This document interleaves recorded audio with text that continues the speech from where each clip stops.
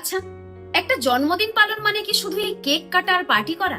না, এর থেকে অনেক বড় কিছু করা সম্ভব। এই বছর একজন ব্যক্তি নিজের জন্মদিন এমন ভাবে পালন করেছেন, দেখলে আমার মতো আপনিও চমকে যাবেন। তিনি লাখ লাখ গরিব মানুষের থাকার এবং খাবার জায়গার জন্য 32.5 কোটি টাকা দান করেছেন গুজরাটের আম্বাজি মন্দিরে। 30টিরও বেশি স্কুলের বাচ্চাদের 1 বছরের পুরো পড়াশোনার দায়িত্ব তিনি নিজের কাঁধে তুলে নিয়েছেন। গোশালাতে 10 কোটি টাকা দেওয়া হয়েছে যাতে গরুদের যত্ন এবং চিকিৎসা করা যায়।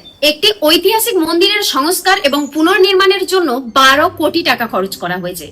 হাজার হাজার অসুস্থ প্রাণী এবং বিশেষ করে হাতিদের জন্য রেস্কিউ সেন্টার খোলা হয়েছে এবং প্রচুর প্রচুর টাকা তাতে খরচ করা হয়েছে যাতে তাদেরকে সুস্থ সবল রাখা যায় এবং তাদের দেখভাল আরো ভালোভাবে করা যায়। 3000-এরও বেশি শিশুকে বই খাতা, স্কুল ব্যাগ এবং খাবার দেওয়া হয়েছে।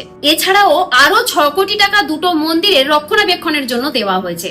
তো বন্ধুরা, এতক্ষণ আমরা যে ব্যক্তির ব্যাপারে শুনছিলাম তিনি অন্য আর কেউ নন, তিনি হলেন অনন্ত আম্বানি। আশা করছি আপনারা সবাই চেনেন। এর আগে যখন তিনি হাজার হাজার কোটি টাকা খরচ করে বিয়ে করছিলেন তখন প্রত্যেকে তার সমালোচনা করেছেন, ট্রোল করেছেন, কিন্তু আজ যখন তিনি সমাজ এবং মানুষের জন্য কোটি কোটি টাকা খরচ করছেন তখন কেউ কিচ্ছু বলছে না, যেন কেউ দেখতেই পাচ্ছে না, সবাই চুপ।